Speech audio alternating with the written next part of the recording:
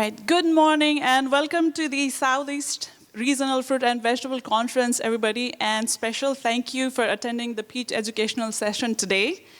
I am Srizana Thapamagar, the peach extension specialist with the University of Georgia, and some of you probably know me, a lot of you probably don't know me, but I started in this position June 2025. But I had my PhD with the University of Georgia before, so I have been working with peach, especially with irrigation and fertilization before. And I will be the moderator for this morning session today. I would like to start with our session with the speakers. So first, I would like to invite Dr. Philippe Brennan. He's the plant pathologist with the University of Georgia, who will be presenting bacterial spot management. Where are we? And where do we go? So one of the major topics of discussion among Georgia growers this year was bacterial spot incidence. So there had been a lot of conversation about copper sprays, about a lot of the leaf drop. So we have Dr. Brennan here to tell us all about it. All right, so I think obviously y'all are aware that we had some issues with bacterial spot last year. Some had more than others, but it was bad. And so this is the kind of the intro presentation for the session. I'm going to cover some of the stuff you probably hopefully already know, but we're going to go through and then talk about some of the possibilities, and then HaHa in particular is going to cover some of the new research she has conducted as well, and we'll try to hopefully make it interesting and enjoyable, but also give you some good information. This is kind of what we were seeing last year a lot in Georgia. It's unfortunate. You look at a peach like that, of course, you can't market that peach, and it is ugly. But we saw much more of that than I'd like to see, and that's early season. We had some issues with late season peaches as well with bacterial spot, but it's an unusual year in that we saw that much early on. And it's difficult to understand some of it. I'll speculate on it, but we'll talk about that as we go forward. And I think other places in the Southeast had similar issues. Again, I think it's obvious to y'all that this could be a very damaging disease, especially on susceptible cultivars.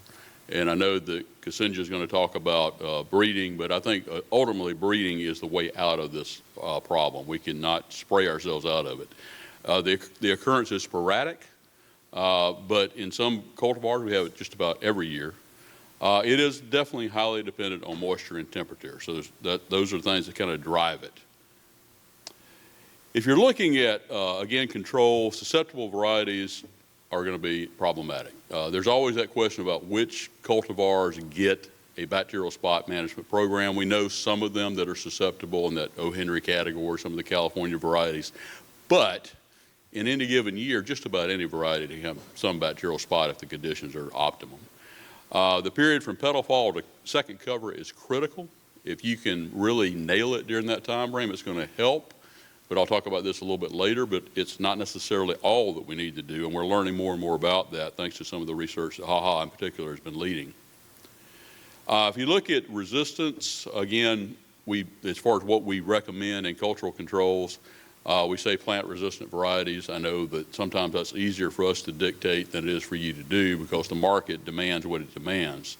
Sand damage is one of those things that, as we've looked at, it's not as clear and clean cut as we would like to see, but it's generally the case that if you cut the peach, you're probably going to have bacterial spot. So if you had a lot of blowing sand, it may end up being part of the problem, but trying to put in windbreaks and that kind of stuff is also difficult. Budwood, again, we have the Budwood program, but I can honestly say we probably don't take into account anything about bacterial spot with the Budwood program, and probably all the plants that we have, as ubiquitous as that bacteria is, meaning it's everywhere, are probably going to have it. So that may not even be practical either. If you look at the disease cycle on this, I'll go over this real quickly, but in general, we know a little bit about the cycle. And so that's been set in stone for a pretty good time. As the leaves fall from the tree, you have the leaf scars, and those are infected. So that's a fall infection. The bacteria then goes into the twigs, and it will form what we call these black tip cankers on the stems. During the wet periods in the spring, in particular, the bacteria start to ooze out. We also know that occurs. And then your primary leaf infections occur around petal fall, and primary fruit infections occur around shuck split. And then you have these secondary infections that continue throughout the entire season. So we know the disease cycle pretty well. How to address that is difficult.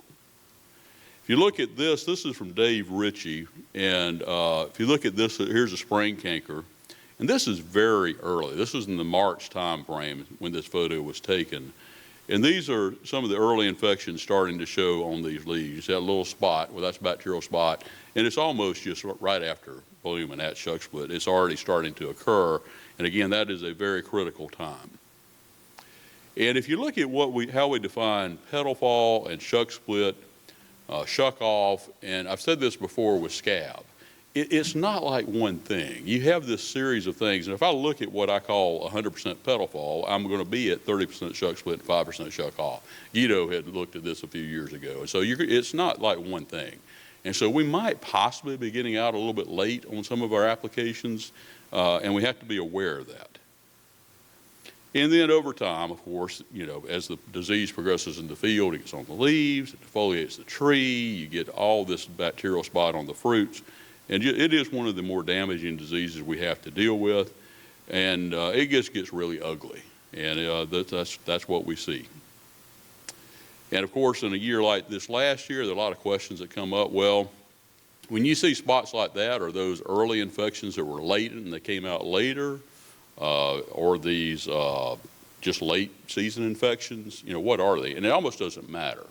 We've essentially got to have something on target all the time anyhow. So trying to define that is going to be very, very difficult as a research question.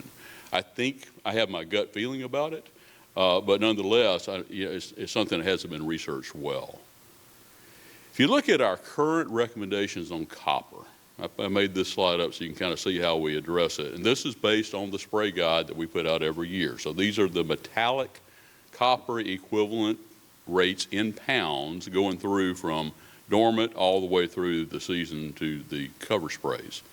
And the bottom line is we're supposed to put out 3 applications of copper prior to bloom. And then we have this little blank segment here, and I'll mention this again in a second, where we're just pretty much naked during that time frame. So whatever we got going into here as far as reduction in bacterial populations, we're just hoping they don't really come up high during the bloom period. But we come up on the other side, and here's that critical stage where we're looking at where is it that the bacteria are probably infecting it. It's right there. And then we have to reduce our copper rates because we'll take all the leaves off if we do not. And even when we do everything right, we can cause damage. So that's what the system looks like right now. So what about bloom?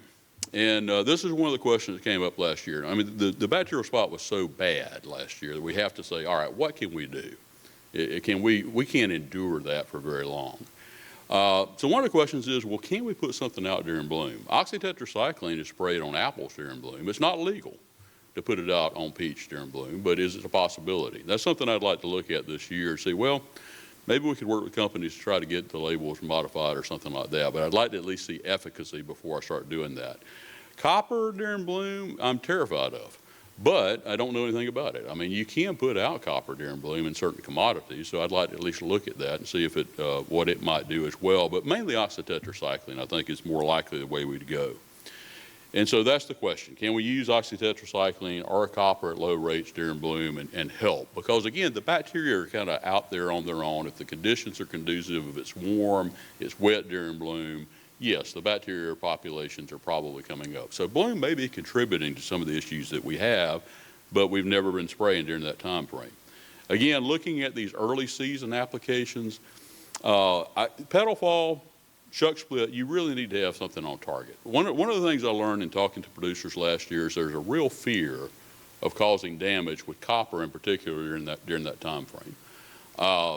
I don't have that much fear myself, but I don't grow peaches, right? So that makes me a lot less susceptible to fear when I talk about it. But the recommendations have always been that we do put out copper during that time frame. We know it will cause damage. It will cause damage. I can guarantee you will see damage on leaves at that time. And it may cause you to have a heart attack. But I do think it's necessary for bacterial spot management. And we're going to revisit that. Srijan and I are going to revisit that this year, hopefully, and look at it just to gain more confidence ourselves that what we're telling you is not going to hurt your yield. You can get through it, and it'll be okay. So that's one of the things we want to work on. And again, just going back to those rates and what we're looking at, again, these early applications, I don't think most of you are putting out 3 applications of copper, but the key is, especially going into the bloom, to have put out enough copper that you've reduced the populations a lot. And that is helpful. And then coming back on the other side, I don't shy away from copper, but again, if you put out too much copper, you're going to have to make a decision at some point. You might have to cut it back. If you're putting out weekly applications of a low rate of copper, and I'll show you a slide in a minute about that, we have looked at that, you can cause major damage to your trees. So that's why I prefer alternation with oxytetracycline, but we'll talk about that. All right, I've mentioned HaHa. She's done a lot of good work looking at putting out these weather stations in Georgia and South Carolina. And from that, we have learned some things just by observation. There's just a lot of things that you learn by being in the field that you're going to pick up that you're not going to pick up otherwise. So going back historically, so I'm going back, this is no longer what I consider to be accurate, but I've shown these slides in the past. The dogma was that all the infections, we know that critical period right after petal fall and shuck split, and then about 2 to 3 cover sprays in, that's when a lot of the bacterial spot infection does take place. I believe that. But we've gotten into some data that sometimes is not necessarily accurate.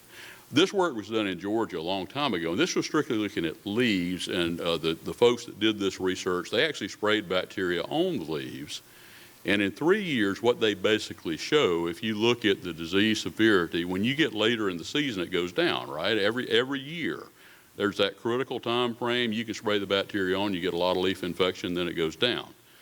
Their conclusion was, and kind of what got passed on as a dogma and almost an urban legend, was that therefore that bacteria is not going to infect late season. Okay, that's just kind of what we thought, and it's something that we talked about.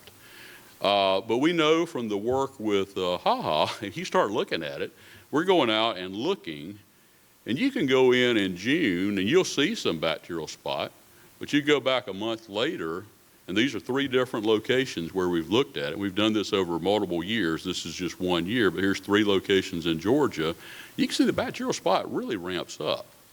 So that says it's not all taking place early season, and yes, we can get a lot of infection late season. So again, that is no longer anything we need to talk about. We need to really start thinking about this is a season-long problem. If you look at fruit infection, this is some work also that was done a few years ago. And basically, it did kind of help us out again to say that 3-week period following shuck split is important. That's true. Precipitation and shuck split and during that time frame is very important. That is true. And then the conclusion was the optimum time for bacterial spot control extends from just prior to and approximately 3 weeks after shuck split. Okay, so that is important. That is a very important time. It may be where we got in some trouble last year, but it's not the only thing we need to be concerned about.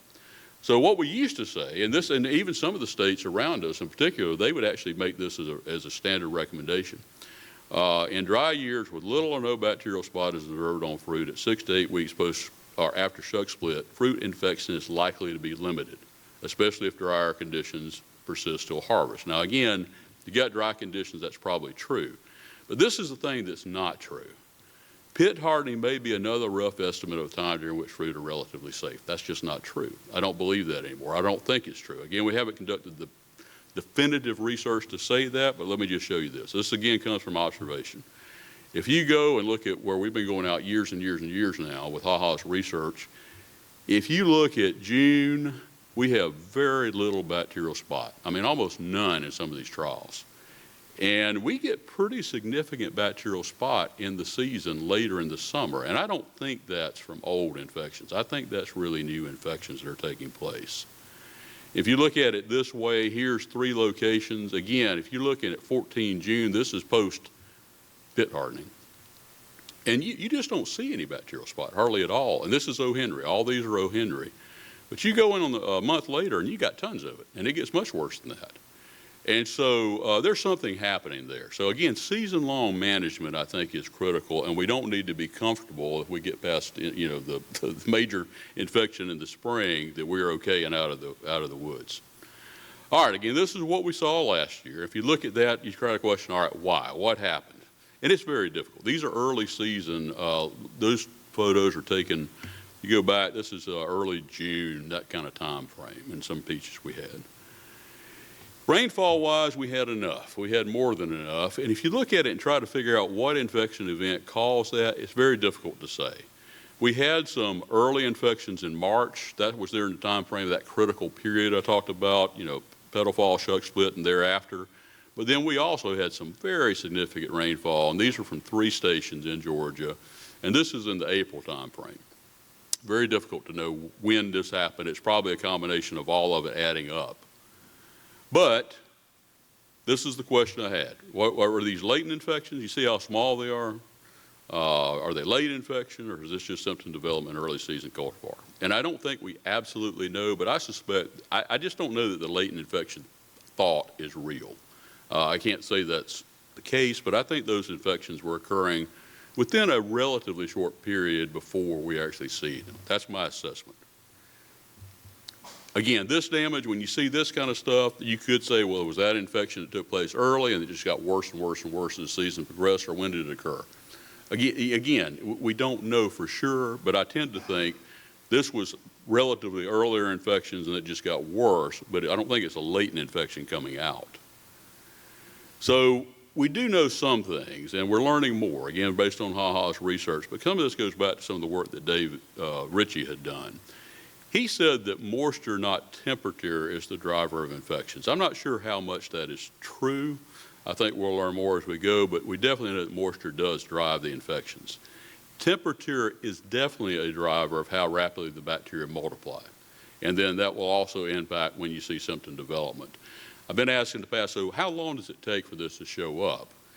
And the answer is it depends. There's a lot of things where I give that answer, it depends. But if you look at it, it can be 3 days if you have really warm temperatures, okay, or as much as 10 to 14 days when it's cooler. So it can be anywhere from a 2 to 3 day period up to about a 2-week period from the time the infection occurred.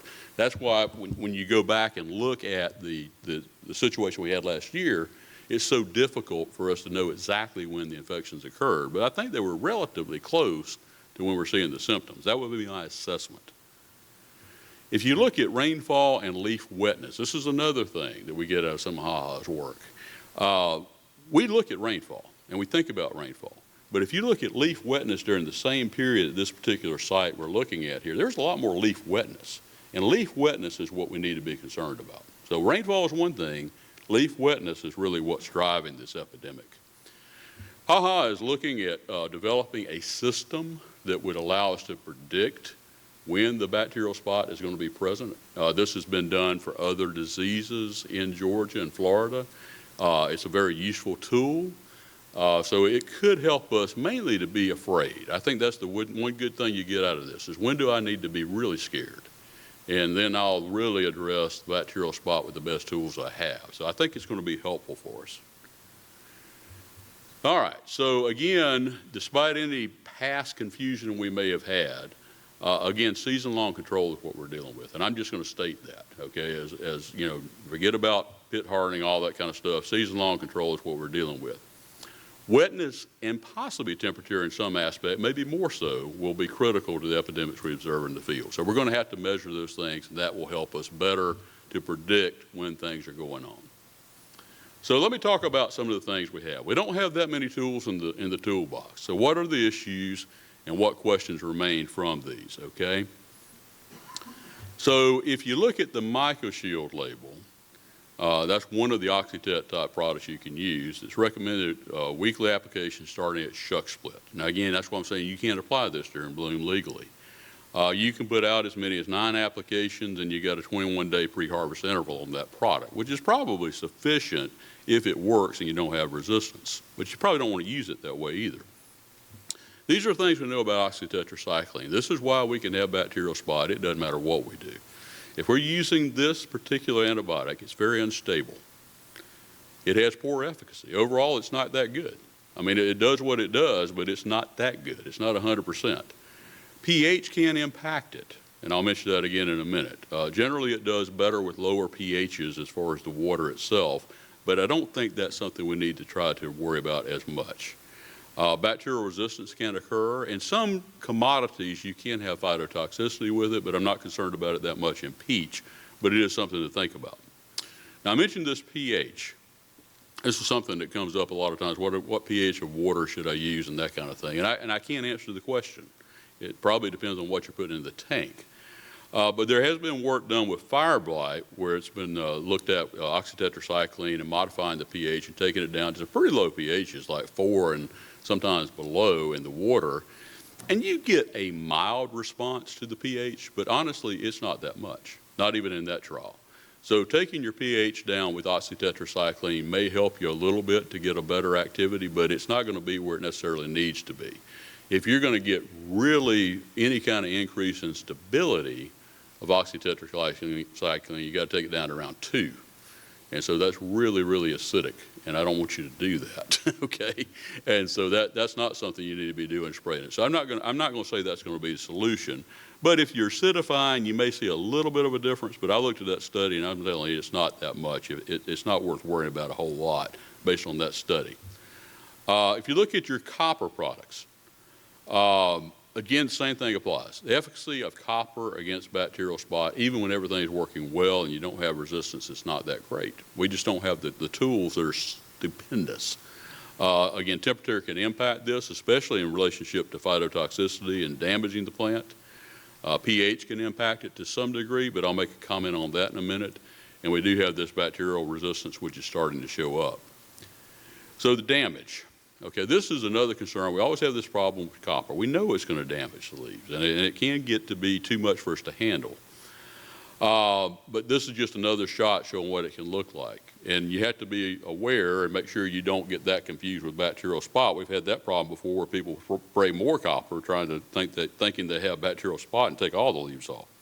But I did a trial back several years ago down in Byron. And we looked at O. Henry, July prints, and flame prints. And we put out copper, this was the COSIDE 3000. We put it out at some of the rates that we recommend, very, very low metallic copper rates.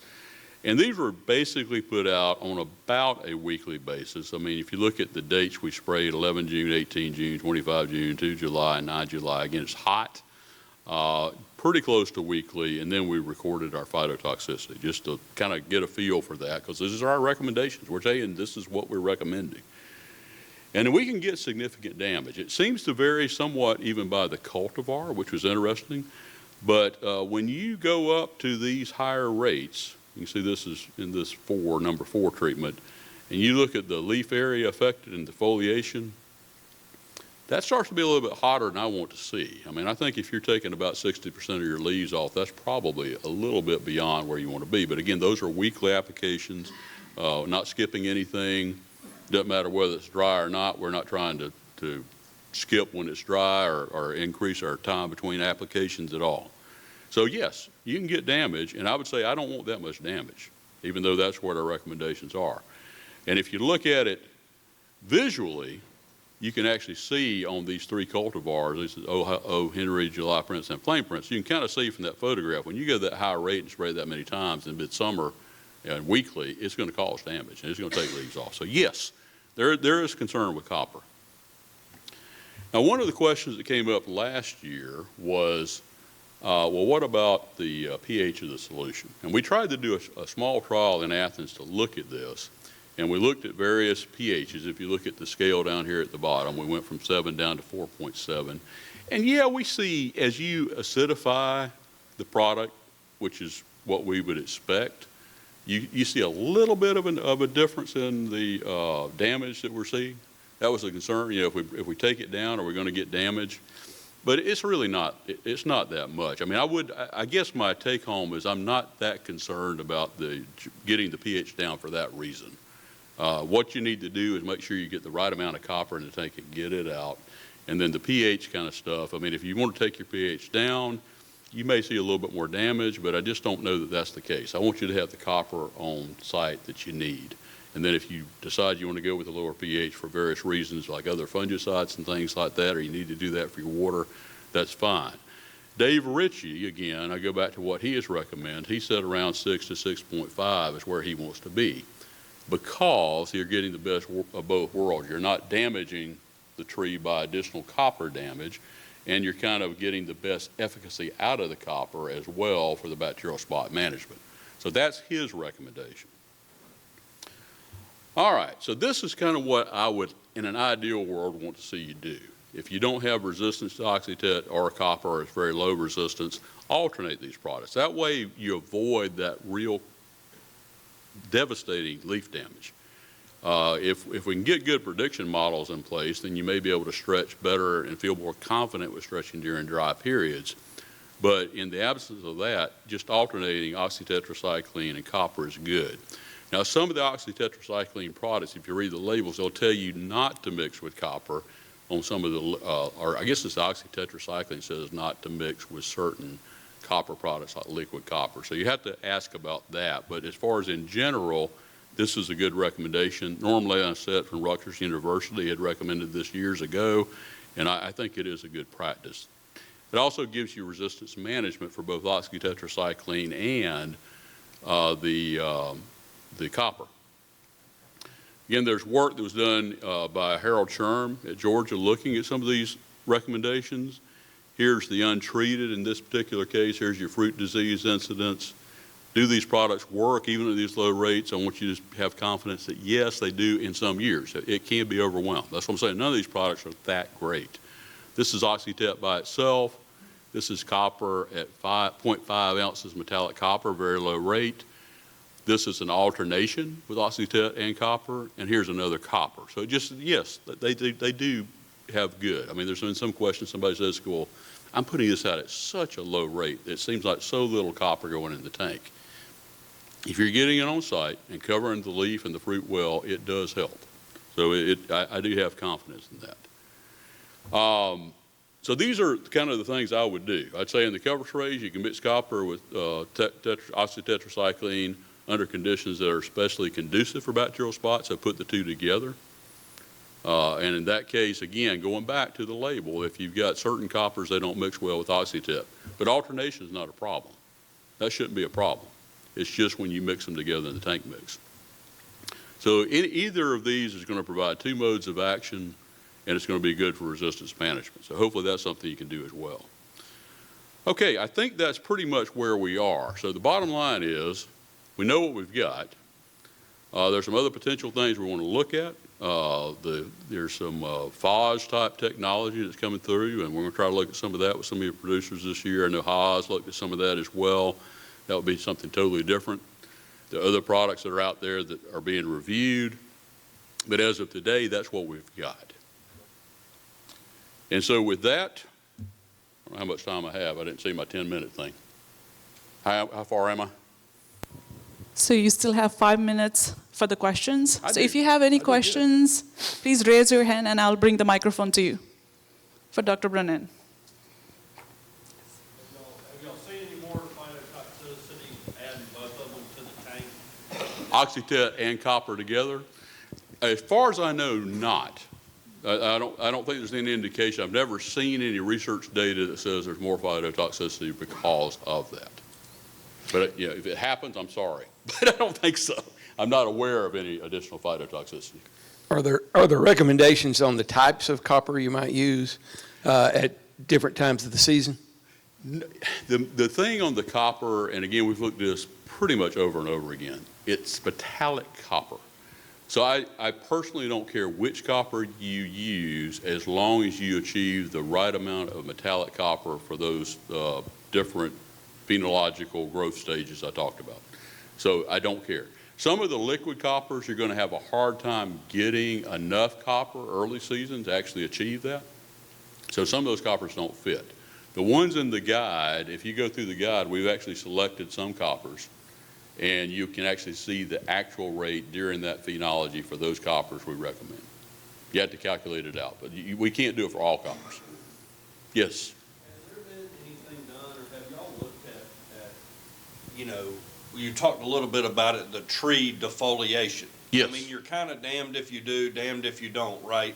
If you don't have enough copper, the tree's going to defoliate from bacteriosis. And Right. if you've got too much, you're going to burn it, it's going to drop leaves. You Yep. know, you look at one of my O. Henry blocks. Yep. And those trees, I mean, I get worried some years about defoliation. I mean, sometimes I feel like it's both. I mean, It is. You are getting both sometimes, So yeah. much copper on them and, Yep. you know, Yep. have they, there been any discussion about any products or anything where we could maintain high copper, but without some of the damage, something that reduces the phytotoxicity? Like a Safener type product or something. know. I mean, I just don't, yeah, I don't know of anything that would safen copper that well. I think that's, anything probably that's going to safen copper probably will make it less active too. So I think that's going to be the problem. I really think alternating the oxytetracycline with the copper is the way to go, because that just spreads it out. And you're not putting out that many copper applications that way. Again, if we can time these applications, if y'all can look at, if there's a product available for you on the web that says, okay, it's too dry for a bacterial spot to be infecting right now, you might be able to go 2 and 3 weeks and not spray. Early, when I first came here to Georgia, I did work in South Carolina and Georgia looking at a timing system. And one of the treatments, this is again where you get in trouble about what you observe, but in those particular years, and I did that for 2 years, I did have a treatment where I cut off all applications of copper and Oxytet at pit hardening. And in both those years, I saw no bacterial spot, but there was none. It was just bad years. It didn't get any worse because it just didn't happen. And so there'll be times in which we could probably cut off copper applications depending on what's happening in the season, and we just won't have bacterial spot. Because I've actually seen it. I mean, I've done it, and I know that that condition can happen, but we have to have a good system in place in order to predict it. That way, you don't have the problem. You don't have the problem with bacterial spot, and you're not defoliating your trees with copper. But again, phages and things like that are additional things that need to be looked at. There are other products that we can look at, but safening, I don't think so. Does somebody else have a question over here? I thought somebody had a question to raise their hand. No? Yes. Is there any advantage to using a heavy rate of copper in the fall season? Is it reducing inoculum, or doesn't that really work? Yeah, I'm not as comfortable ever making that statement. I think there's been some research to say that sometimes there can be an advantage if you put it out around the time which the leaves are falling off, and then some of it's been very unclear. Do you have a comment on that? Because I know you've looked at that some. I'm going to show some data in my talk later about that. Okay, So that we may have- be helpful. We have Dr. Wong's presentation right after this. So we still have 2 more minutes for maybe the last question, but we'll also have some time at the end of the session if you have any questions for Dr. Brennan. But if you have one more question. You do all that with 100 gallons? In our research you're talking about, mostly, but it can be, some of it's down around 80. Does it matter? Maybe. I don't know. I think, again, concentration can matter on phytotoxicity, but I think the difference between 80 and 100 is probably not going to be that great. And I'm speculating to some degree, but I've not seen that much of a distinction as far as when I'm just looking at it. But we've never done anything where we compared it. I do know with some things, if you over-concentrate whatever the material is, you're going to get more phytotoxicity. So, 80 versus 100 be different? I don't know.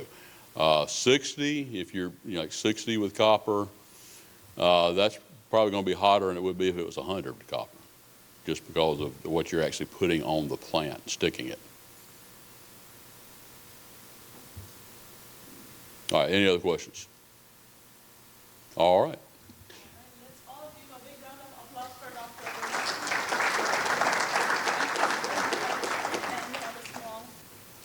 And our next speaker is Dr. Haha Wong, Associate Professor of Plant Bacteriology with Clemson University, who will be presenting Bacterial Spot on Peach, Management and Research Update. Dr. Wong will share her latest insights on bacterial spot management and her research efforts. Please, let's put a big round of applause for Dr. Wong. Thank you. Thank you very much for the introduction, and thank you for inviting me here to talk today. And I would like to thank Dr. Brennan for an excellent introduction about this disease, so I don't need to spend time on this slide. I just want to remind you that spring canker is the major inoculum for the early season fruit lid and leaf infection. On this slide is the picture that spring canker is right here. And sometimes when you see the canker on the green shoot or the current year growth, that's actually called summer canker. But they are not the major inoculum source for the next season. So factors Dr. Brandon already mentioned, the warm and humid climate, especially wet springs, is most important factor contributing to this disease. And fruit are most susceptible between petal fall to pit hardening, but then they can be continuously infected throughout the season. So Dr. Brandon also touched on this earlier, that early infection, in most cases, like if they got infected before pit hardening, you can see these like deep crater lesions at harvest. And if your fruit, most cases are infected after pit hardening, you will only see these kind of little speckles. But this is not always the case. So the look of the symptoms also depends on the genetics of the cultivar. So for example, if you have early infection on Carol Red, in most cases, you're gonna see these only these like shallow speckles. So this picture is from our research orchard, that we have a whole orchard of Carol Red, and some year like we did not spray anything, any chemicals for bacterial spot. And the disease pressure is super high, but then all we can see, like 90% of fruit only have these kind of shallow spots. So it's genetics related. And this data just shows you to support that the disease incidence and severity on both fruit and leaves can keep increasing after pit hardening in late cultivar like O. Henry. Dr. Brandon already showed you the data from Georgia earlier, and these are the data that's combining both Georgia and South Carolina orchards that basically we surveyed 7 orchards over 4 years during 2021 to 2024. You see that in all these orchards, the disease incidence and severity increased from June to July, except for one outlier. But there is a reason behind that, because this orchard is just having super high disease pressure in June, and those fruit that infected at that time already fell in July. So that kind of skewed our disease rating in July.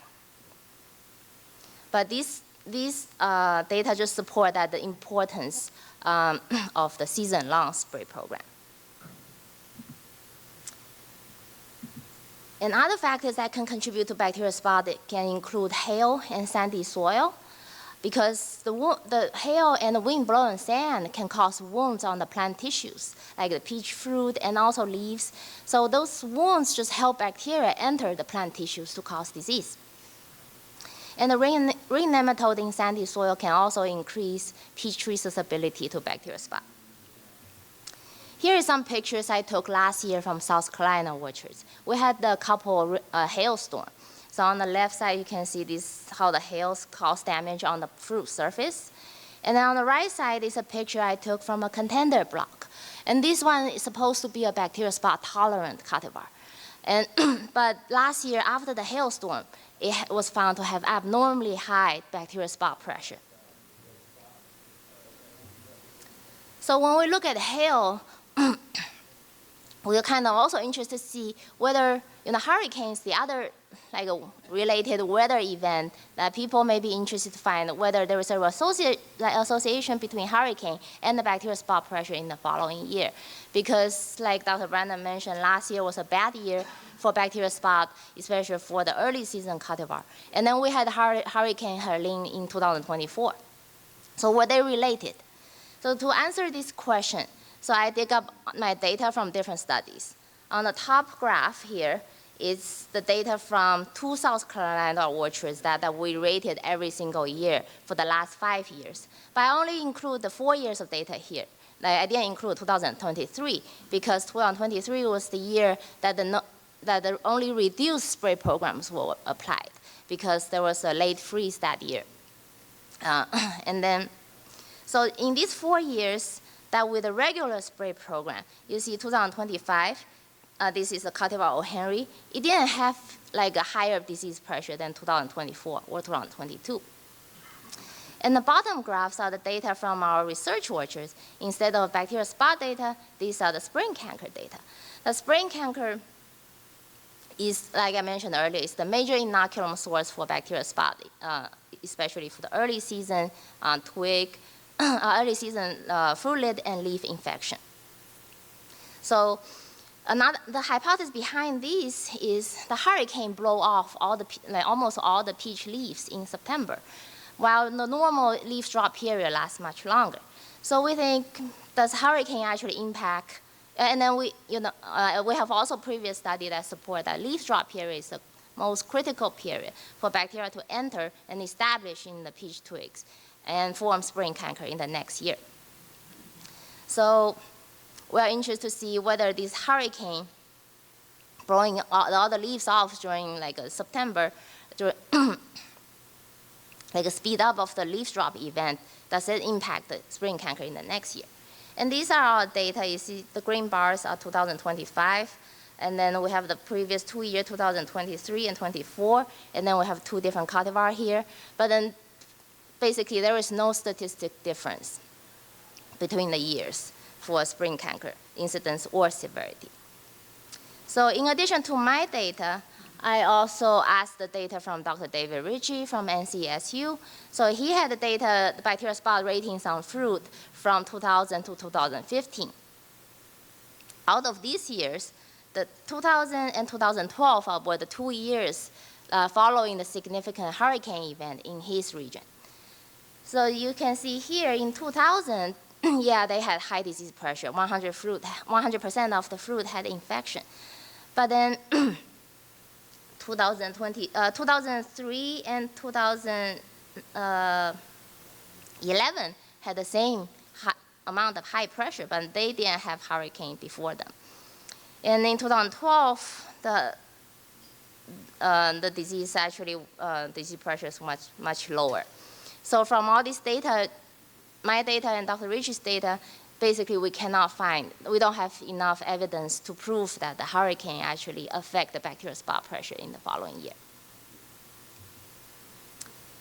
And other factors contributing to bacterial spot can include like stress trees, because trees with poor vigor and other disease pressure can be more susceptible.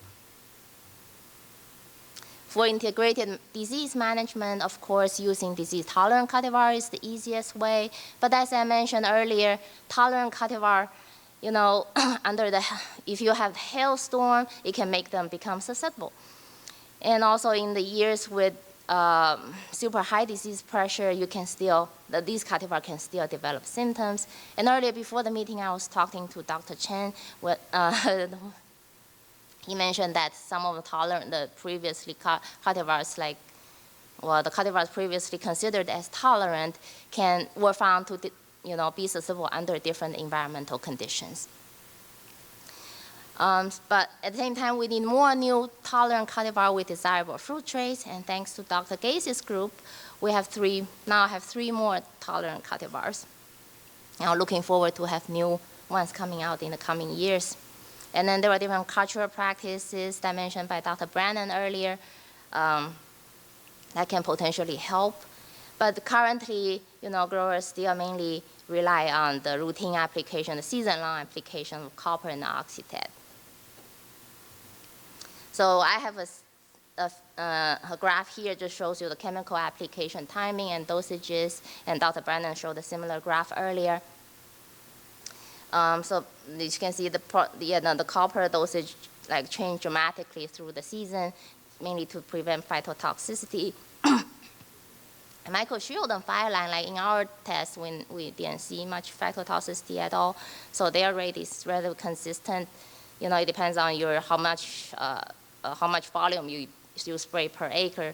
The concentration range from 150 to 220, actually 150 ppm. If you do 100 gallon per acre, so it's 150 ppm for Mycoshield, and for Fireline it's 225 ppm.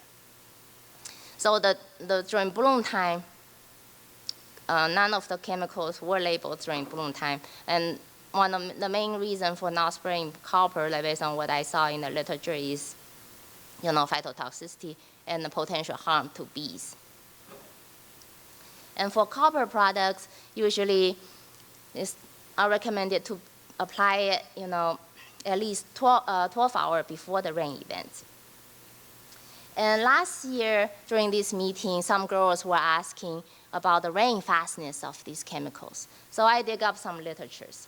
Although there is no literature that directly report the rain fastness of copper on peach, but then on some other related plants, it shows like the fixed copper has pretty good rain fastness. So even after 1 inch of heavy rain, 50% of the copper still remain. And then even after 2 inches of heavy rain, like 30 to 40% of the copper still remain. And the rain fastness, these are data on leaves, and they were found that the rain fastness on fruit and twigs can be even better than the one on leaves. But then compared to copper, Oxitec doesn't have that good of a rain fastness, like Dr. Brenner already mentioned earlier. So it can be washed off by heavy rain in just 1 hour.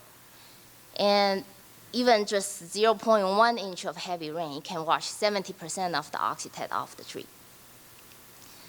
And in addition to poor rain fastness, like Oxitec also degrades just in 2 sunny days. So it's recommended to apply Oxitec at least 12 to 24 hours before rain events. If you don't want it to get washed off fast, then apply it before mild rains in the forecast. And then these 2 chemicals have been applied in southeastern orchard for many decades.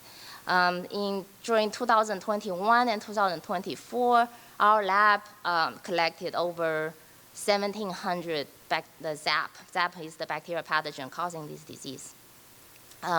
We get like over 1,700 ZAP isolates from 4 South Carolina and 3 Georgia orchards. And then we screened them in the lab. And what we found is most of the ZAP population now has low level of copper tolerance. And about only very minimum population, like 5.8% has high level of copper tolerance. But about 25% of the population actually has Oxitec resistance. So all these resistance and tolerance, these are the levels we determine based on lab assay, like you see here. We basically test them on an agar plate.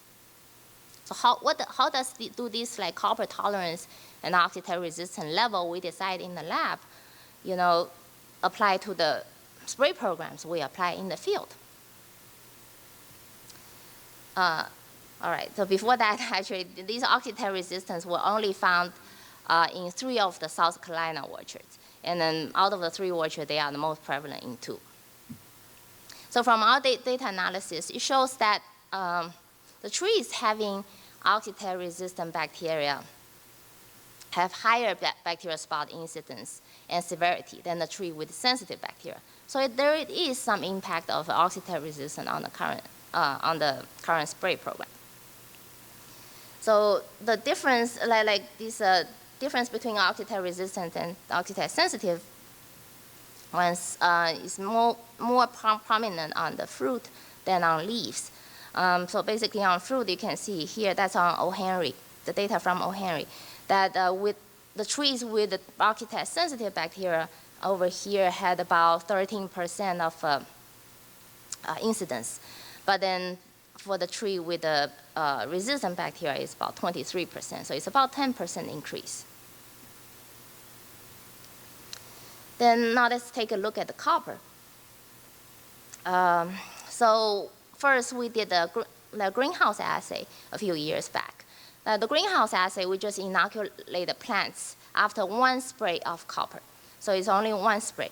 And then we did find the copper tolerant bacteria did cause more lesions on peach leaves than the sensitive ones. So it does show that the tolerance that determined in the lab does have some meaning on plants. But in the field, it's a different story. Because in the field, you're not going to apply copper for only once. You're applying it over and over. And as I showed it earlier, the rain fastness of fixed copper is really good.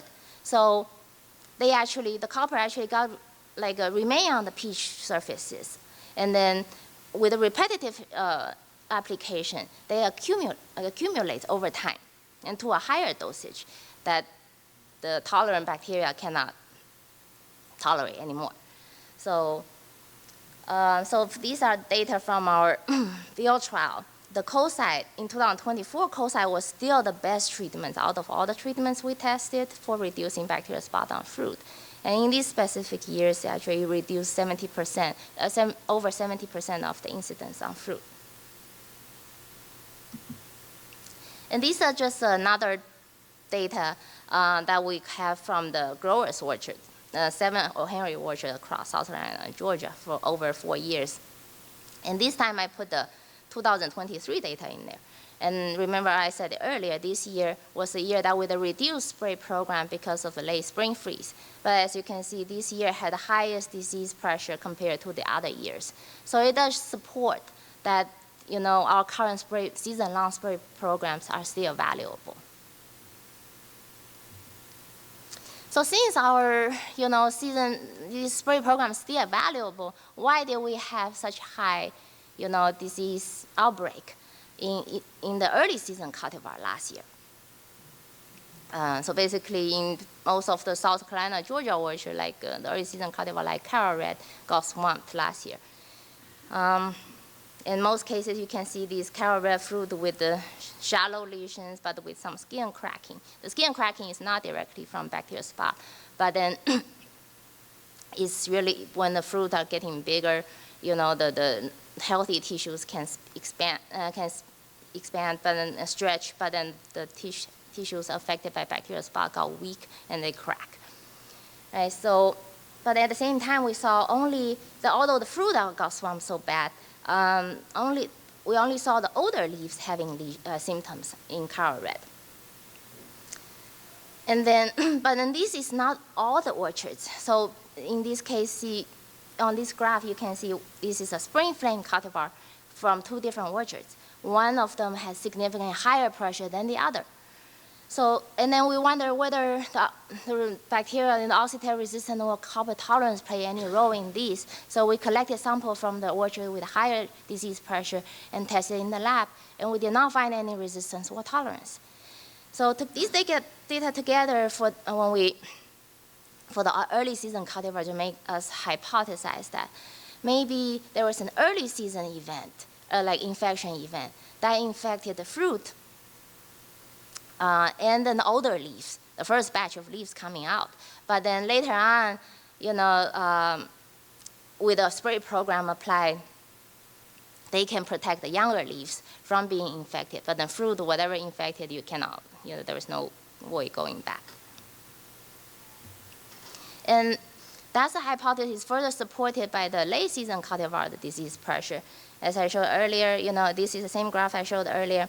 2025 of the late season cultivar like O'Henry, in the orchard we rated, it did not have higher disease pressure than 2022 and 2024. So our hypothesis is that there is an early season infection event affected the fruit of the early season cultivars when the fruit of the late season cultivars were not yet out. And we look into the weather conditions in South Carolina and Georgia. And on this graph, you can see the red line is the temperature, and the blue bars are the leaf wetness duration. Before we dig into that further, I want to explain why we are looking at these 2 factors. So temperature and leaf wetness duration are the 2 most important factors affecting the plant disease development. From the previous studies, we can see that ZAP can grow under 41 to 95 Fahrenheit of temperature. And then the optimum temperature range from 68 to 91 Fahrenheit, and with a peak around 84. Now different than, like, because the temperature is going, like, there is optimum and then going down, but then different than that, the leaf wetness is the longer, the better for disease development. And there are different amount of minimum leaf wetness required for infection. Dr. Brennan mentioned before, earlier that it takes, you know, days to weeks for the symptoms to show up, but then it can only take hours for the infection to happen. So at the optimum temperature, it takes at least 3 hours of leaf wetness for the infection to happen. And then at 60 degrees, it takes at least 6 hours. And at 50 degrees, it takes at least 12 hours. And at 40 degrees, it takes at least 24 hours.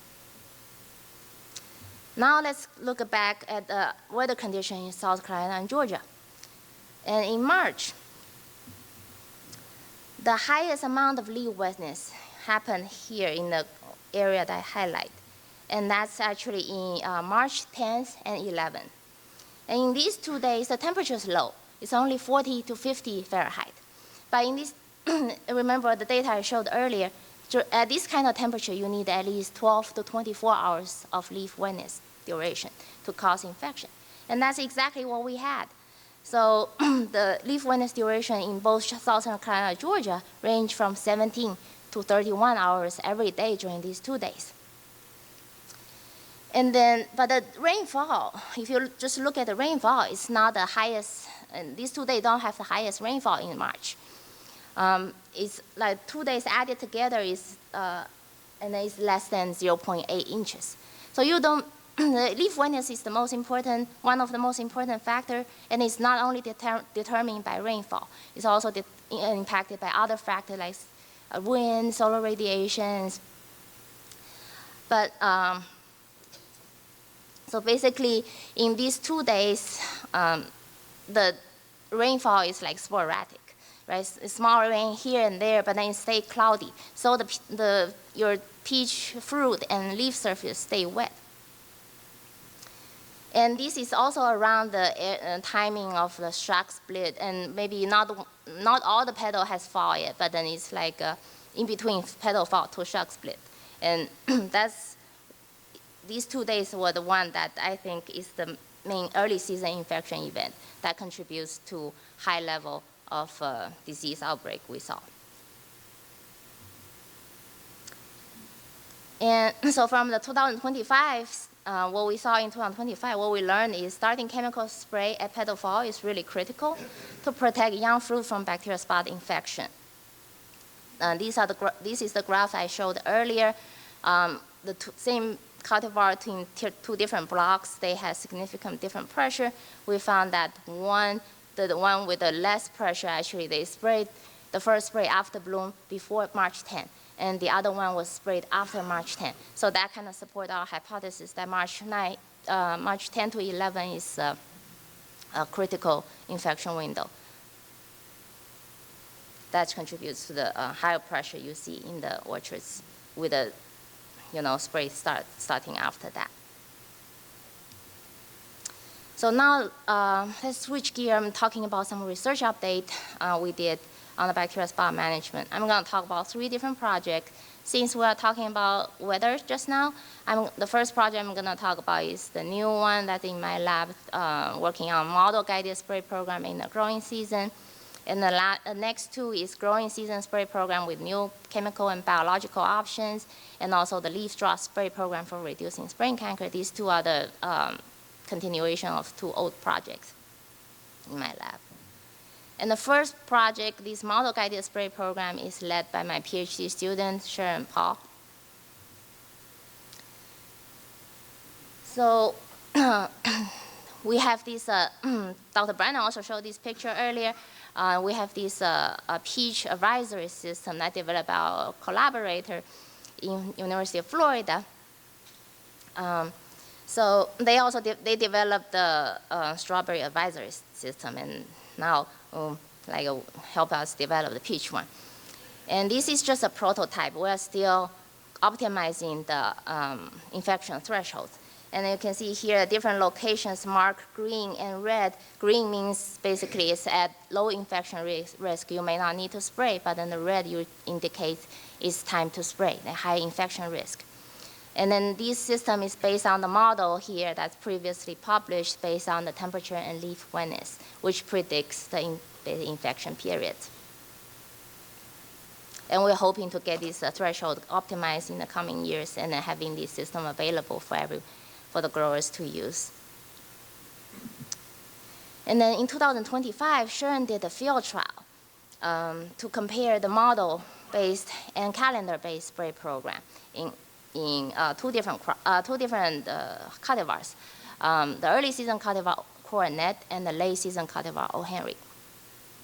So we had a really excessive amount of rain last spring, but Sharon found is regardless of those actual rain, she was able to save 2 to 3 sprays in both crops. But mainly those the sprays she saved happened in April. And in some other years with less rain in spring, we expect to see more saving of the number of sprays. And then these are disease data she collected. The yellow line means the disease development of the model-based spray program, and the purple line is the calendar-based spray program. So basically from her results there is no difference between the two. Like they all have a similar disease pressure. And then she compared the model predicted disease risk versus the observed disease ratings. Found that they actually match pretty well for both cultivars. So basically the summary from her 1-year trial is fewer sprays, similar efficacy. And at the same time, I want to mention that during this year of trial, she also skipped the insecticide and fungicide treatments on the same day. So, and then we did not see an obvious increase of insect or fungal disease pressure. So her ongoing and future work is she's going to optimize the disease risk thresholds for different phenological stages, and then test biological control agents, mixtures with conventional pesticides, incorporate them into the model-guided spray program. So our plan is to use the BCA mixtures during the medium risk, but then still use the conventional pesticides during the high risk period. And we want to evaluate model-based spray program in the commercial orchards starting this year. So if any of the growers you are interested for us to test them in your orchards, please let me know. And the next project I'm gonna talk about is growing season spray program with new chemical and biological option. And this is led by my PhD student, Junaid Ahmed.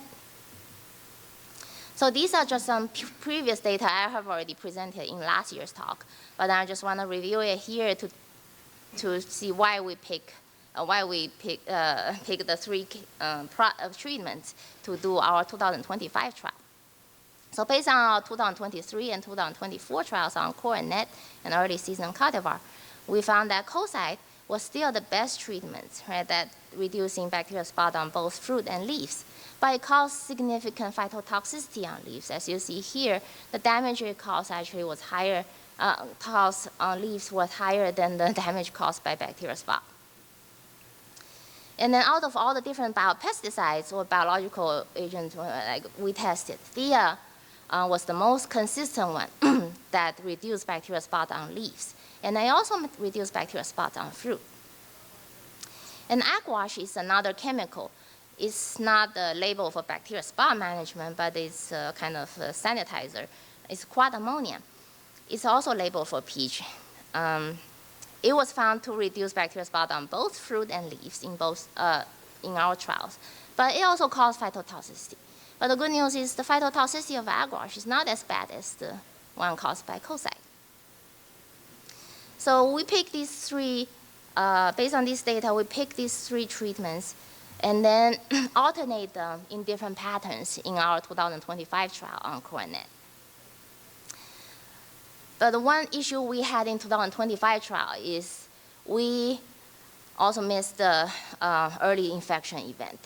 That the trial was started late is more towards the shrub split.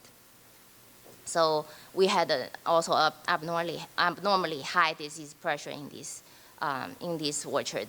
So although Koside still showing effect reducing bacterial spot on fruit, but then the percent reduction is way less than the one we saw in the previous year. Previous year we saw like over 70% reduction, like less fruit were having bacterial spot, but in 2025 it's only 10% reduction.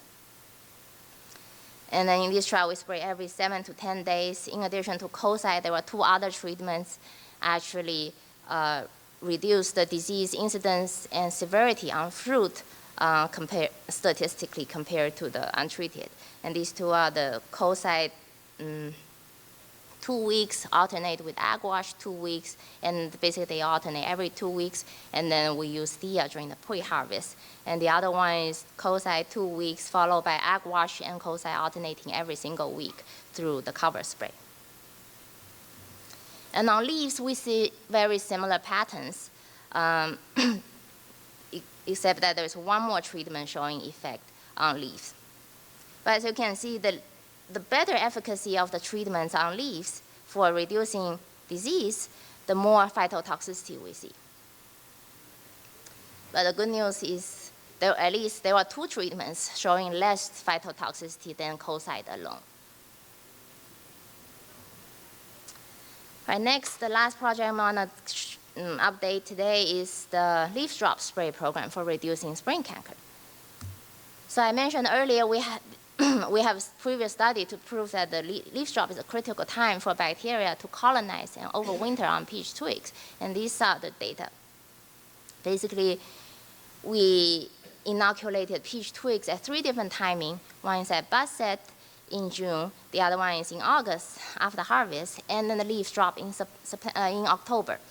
And then we found that out of these 3 periods, leaf drop inoculation yielded the highest quantity of bacterial inoculum for the following season, and also the most spring canker.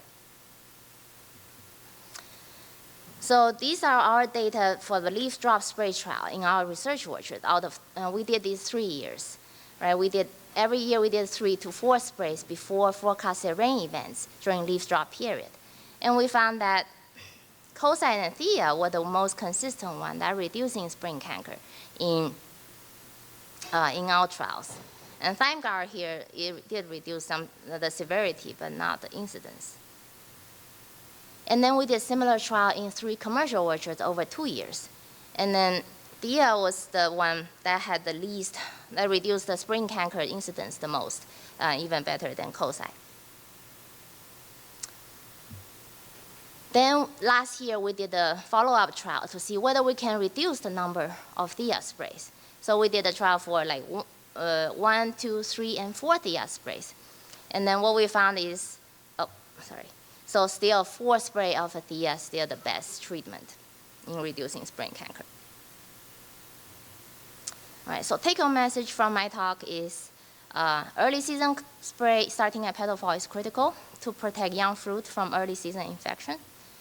And oxidant resistance is associated with the higher bacterial spot pressure, can increase about the incidence on fruit by about 10%.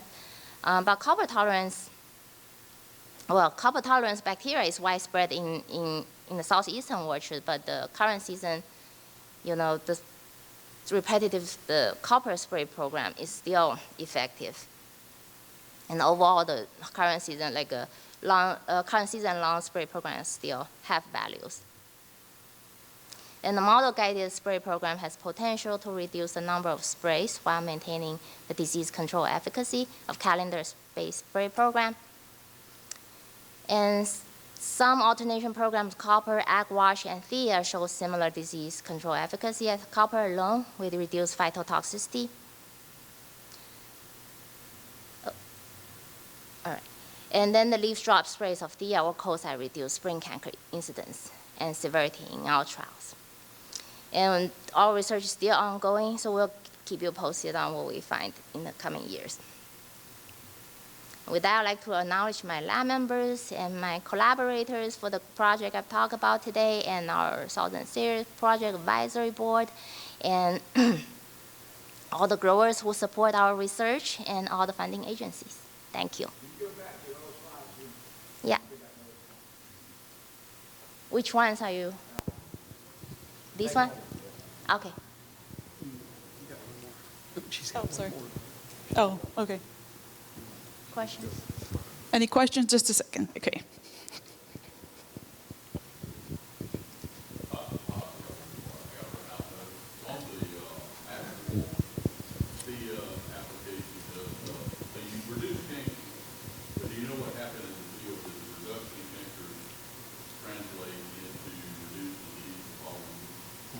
I mean, that's a difficult thing to measure, because when you have we tried, but then it's kind of, because you have trees with different amount of spring canker.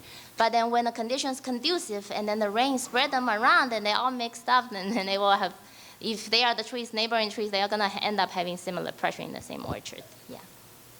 Hey, the question was similar, if a canker rating will be a predictor of bacterial spot incidence.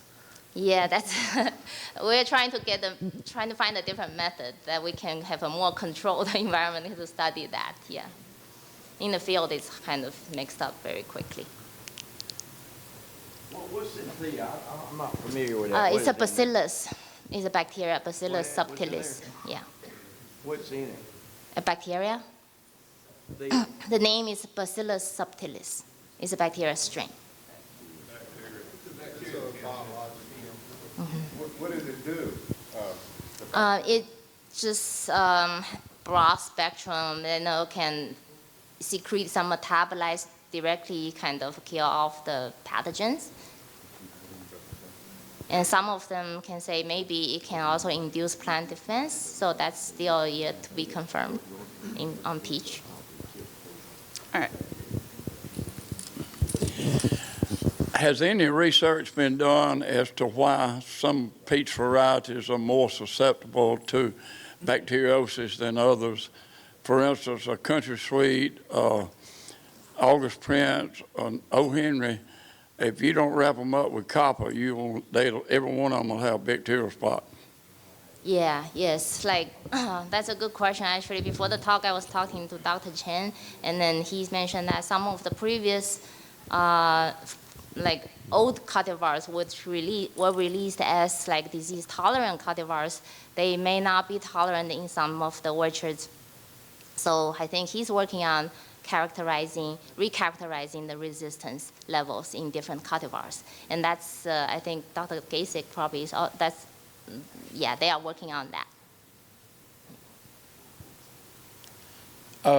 How many pounds of Thea were y'all using? Did you say? No, sorry, I didn't say that, but it's 3 pounds. 3 pounds? Yeah. Okay. Yes. Copper doesn't kill Thea if it's got bacteria. Yeah, I mean, Thea is copper tolerant. You can't tank mix that. Well, you can tank mix them, but then we didn't. Yeah, they didn't kill off Thea, but then we didn't see. How about ag wash? What's that? About ag wash? Ag wash? Yeah, it will kill off Thea. Yes. Yeah. How about your antibiotic? Specific to what we got? Yeah, the Oxytet. Good question. I'm pretty sure we tested in the lab.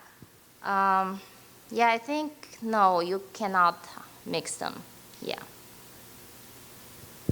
All right, let's thank Dr. Wang for her wonderful presentation today. And here's a small token. And with that, since bacterial spot is such a hot topic, we still have one more speaker, Dr. Ksenia Gasick, peach breeder with Clemson University, and her topic is research and breeding efforts for bacterial spot management. Let's welcome Dr. Gasick.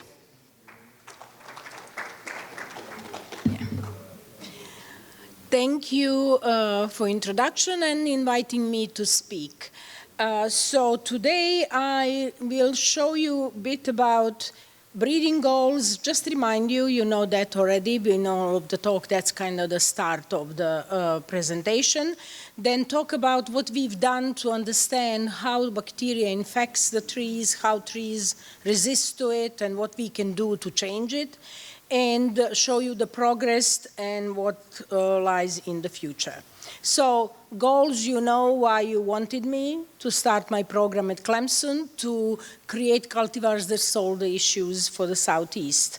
And the two main issues were the disease, the main issue was the disease tolerance, but two, bacterial spot and brown rot. So I, of course, throughout the years, looked into other aspects of improvement that I can work on, because as you know, breeding takes 15 to 20 years. So if you ask me something for tomorrow, it's not going to happen. You're going to have to wait, unless I predicted it 10, 15 years ago. So that's why it's expanded. So with all of the discussions with you, interactions, I came with some type of ideal peach characters, just so what I could look into depending on the ripening time and what is it what you require. And if you remember, a long time ago we did a survey when we were asking you what is the favorite cultivar that you grow, why is it favorite? And so that's how this all came about. And then on the right-hand side, as the seasons change and the year and winters become warmer, I realized that breeding, high chilling will no longer hold in our environment, so that I need to kind of look into the controlling chilling, but also delaying the bloom and increasing the tolerance of fruitlets to the freeze. So lots of things to put the puzzle together.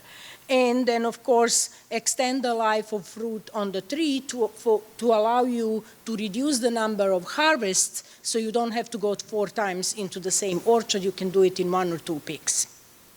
But this talk is about bacterial spot, so let's go there.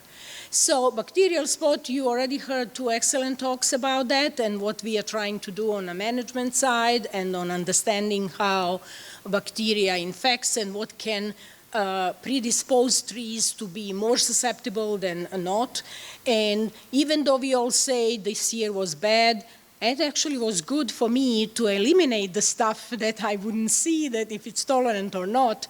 You know, markers alone are good, but field is what tells you the real story. So this picture shows you what we've done in 2012, when I was hired in 2008, actually started. Already Dr. Riegert and Dr. Oki set up the orchards in North Carolina and South Carolina of the segregating family for this work. So I basically just landed a great start for the project. And what we found is that the inheritance for fruit and leaf is not connected. So you can have a cultivar that's leaf tolerant, fruit susceptible, opposite, both susceptible, both tolerant. And that's actually good for breeding, because it means that I can focus on one and not worry that much about the other. If I get both of them together, excellent. If I don't, you all told me that you are okay with 10 to 15, 20% of damage on leaves, as long as it doesn't affect the next year crop. So that's how I focused my efforts on the fruit, because if it's damaged, you cannot sell it. So that's kind of no-go. And so the images on the map are showing you the regions in the genome where we found important genes for tolerance. Where there's fruit, that's for fruit. Where is the leaf, there is leaf. And then there was one location on chromosome 5, both fruit and leaf. But the ones with just the fruit, chromosome 1 and 6, and the chromosome 4 for leaf are the most important one that carry the highest level of prediction. And you can see that in the brackets, 30% of chromosome 1, 60% on chromosome 6, and about 40% for leaf. And so the next thing was for me to evaluate at the time, what do we have in the material? As a breeder, I need to find the source of tolerance. So I need to know what the parents have, so when I cross, what can I expect in the progeny? So when I looked in the material that was grown and that the breeding program had, of course, no surprise, most of them were susceptible to the bacterial spot and had a susceptible allele. So you would see that that's the white area on the pie charts in the left and right. The left one is the chromosome 1 region, the right one is the chromosome 6 region. We found that there is 4 genes in chromosome 1 and 5 genes in chromosome 6 that are creating tolerance or susceptibility towards the bacterial spot. Depends on which combination of 2 you get is what the plant will show you in the field. So Clayton is the cultivar that we use as a tolerance source because in the fields for years, it never showed a symptom on fruits, not on the leaf. And so when we looked at it, it had one resistant gene on the chromosome 1, but two different resistant genes on chromosome 6. When we looked at the material throughout the US from the breeding programs, and Arkansas stood out as the only one that claimed consistently we are releasing the bacterial spot-tolerant material because every year we have a pressure in the field, and we don't advance anything that has any damage. The gene number 1 is coming from Arkansas lineage, and 2 is coming from the North Carolina breeding program lineage. So that was really important for me because, as you already heard, there are some pathogens that develop tolerance to the sprays that you are using. So the more genes we have that tolerate, the higher the tolerance will be. So then we used this knowledge to develop the markers, and now I'm using the markers in my breeding program to eliminate the material that is susceptible and plant only those that are tolerant in the field.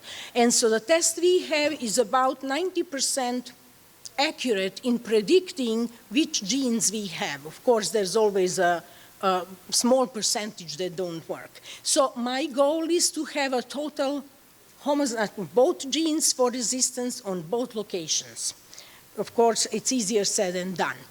So what helped with that is that since 2019, I started using hormones to break the dormancy in my seedlings. So I don't have to wait 3 years to see the fruit. I can shave 1 year because I plant in the fall of the same year that I made the cross. So for example, my 2025 crosses are already in the ground. And so that helped a lot. And you see the numbers on the slide. Since 2019, we processed 11,869 hybrids that we generated over those 6 years, including 25. And out of those, 5,000 something or 45% were actually moved into the field trials that had at least one R gene. Also, what the previous study showed is that it's more important to have a resistant allele on the chromosome 6 region than chromosome 1.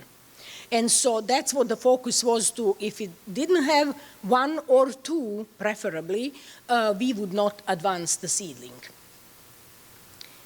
And so just numbers of the 18 years that we are trying to do this change. This is the number of crosses that we made, seedlings planted, and that includes the time when I didn't have the markers, when I would plant anything I would generate, and that would mean that I would just go and waste my time evaluating something that would never be important for anything, or for you or for my research. So we ended up with about 675 advanced selections that we moved to the next level. What that means is that for the first 3-4 years, they're on their own route. And then after 2 years of the fruiting season, we decide which ones have a potential, we graft them, and we establish the regular orchard. We treat like you would do in your operations, and then we evaluate them for a few more years. And so right now, what the situation is at the Massar Farm is that we have about 2,200 hybrid trees that are in a seedling trials, meaning that they will start fruiting this year and will be evaluated. So those were generated from 23 to 25. And we have 215 out of these 675 that were kept. And why I said it was great that we had a bacterial spot, that's that decrease in the number from 675 to 215, because in the first maybe 8 years of my program, what I went with is what I saw in the field and what I liked, and that's what moved into the next level. Once I got the markers, I went backwards, tested everything, and found that majority of the best ones are like O. Henry, completely susceptible. And then we remove those.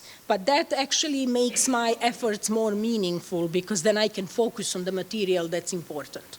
2019-25, from the 2,000 hybrids that we evaluated in the field, only 114 were selected and moved into advanced selection.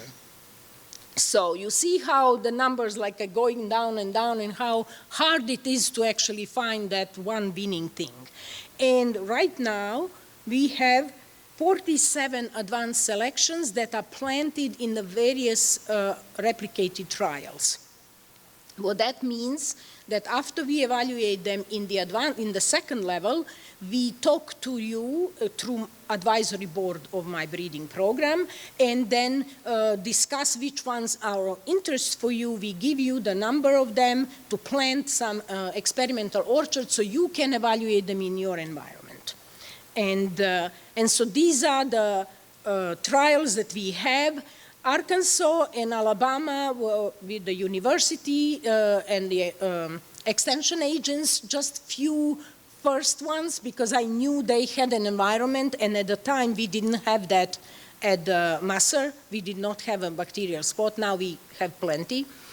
And then Georgia one is the recent one that's still not fruiting. Maybe this season would be the first fruiting year. So the main one is at Masser, of course, Clemson University Research Farm. In the Ridge we have two, Dr. Melgar's variety trial and one at the Titan Farm, and we have one established at the North Carolina as well. So, of course, I would quickly go over about the 3 selections that we already released, remind you about the naming to understand what that means. I used Caro from the Carolina and before of the releases, prior releases of Clemson, and Res means resistance. So anything that carries the name Caro Res means that it has tolerance to bacterial spot.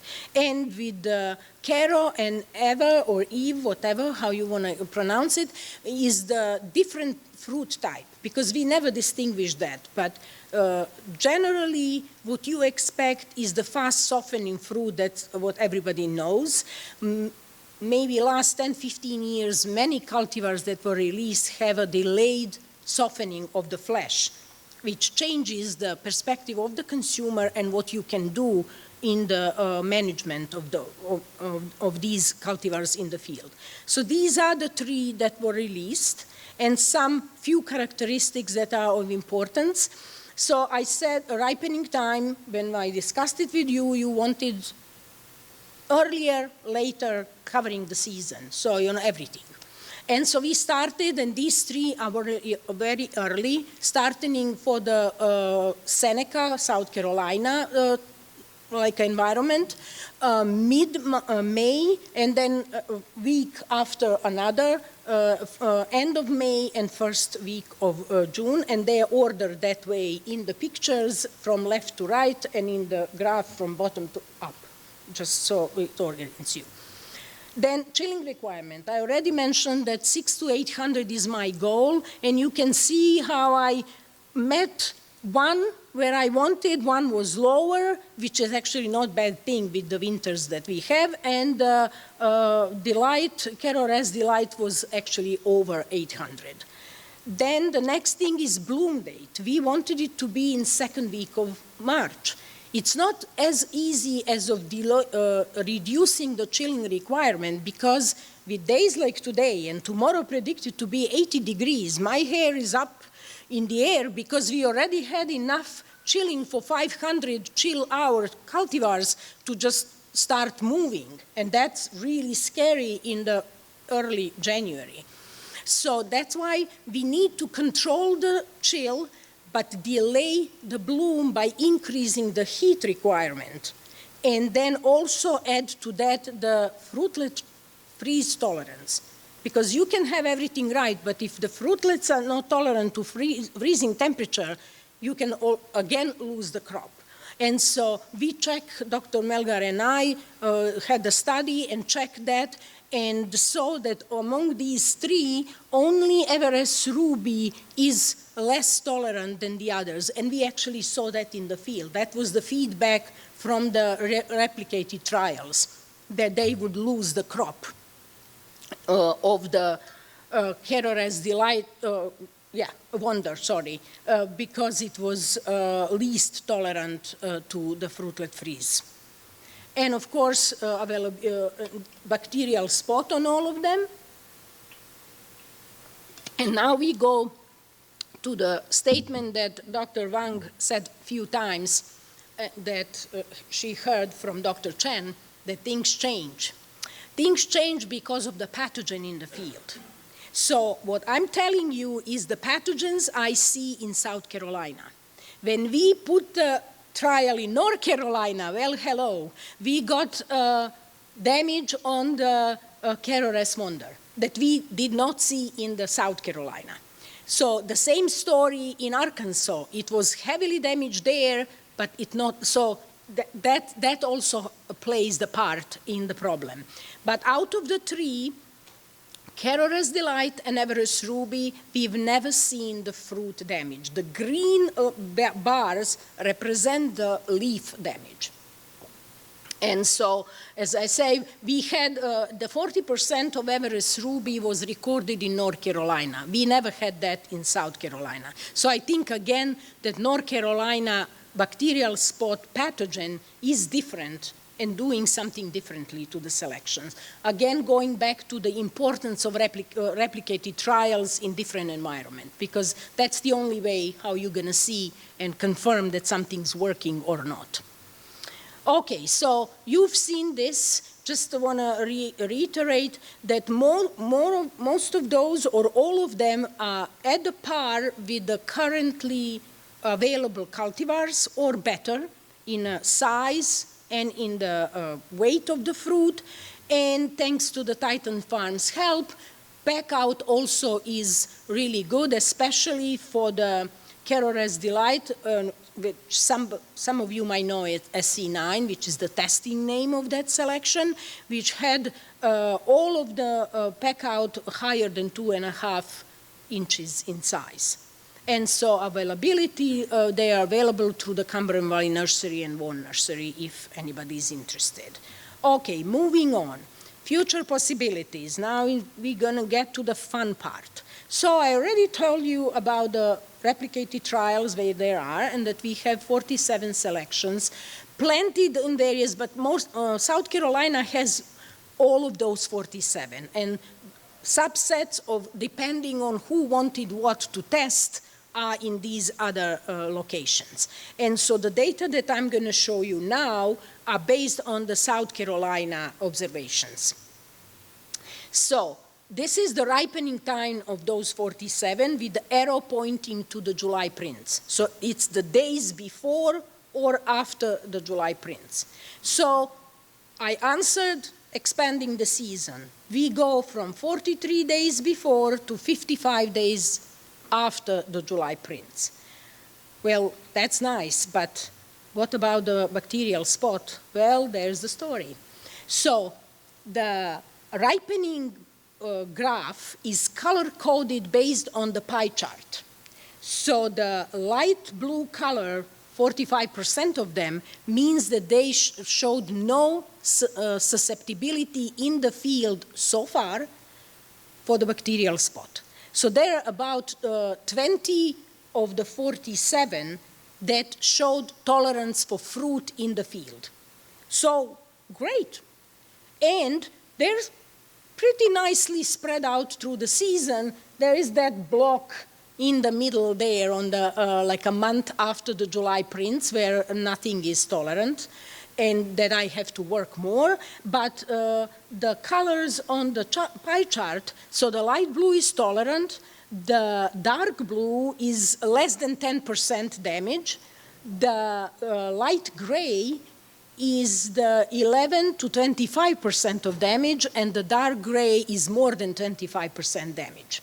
So when I evaluate the fruit, I do not look how many fruits. I want to find one, and if I find one that's diseased, that's what I rate on. How much that fruit is diseased, you know, because if one gets disease, it's just the opportunity and the conditions for bacteria to enter and make the damage. It doesn't mean that the tree is tolerant because only one fruit was the showing symptoms. And so we are really stringent about that. So in the following slides, this right-hand side will stay all the time with you, and then you'll see some of the fruit characteristics of all these 47. And the graphs on the left-hand side, where you have the bars with the levels of the fruit size, bricks, and other things, will be color-coded only for the 45% of those that show tolerance to bacterial spot. Because that was the least confusing way I can think of, but you can tell me if it's a good approach or not, to show you the quality characteristics of the material that actually shows the tolerance in the field. So, fruit size, diameter, that's something that you get paid on.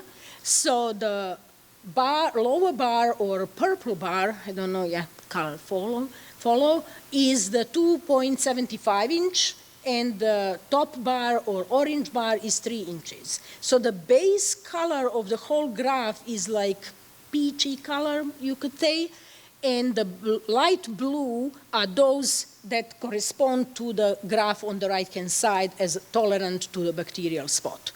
So the fruit size is not bad. Of course, earlier in the season you expect a smaller fruit, but there are some early in the season materials, like here, that goes from bottom to up, that actually go over the 2.75 inches. So, which is not bad for early material. Then looking into the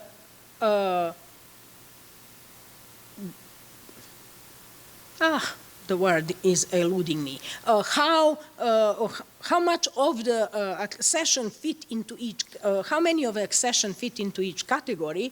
We can see that 65% of them fit into the 2.75 to 3 inches, which is actually what we learned consumers want. They don't want a huge peach and they buy 1 peach. They want 4, 5, 6 in the pound so they can buy it, and that's about 2.75 to 3 inches, not larger than that. So that fits.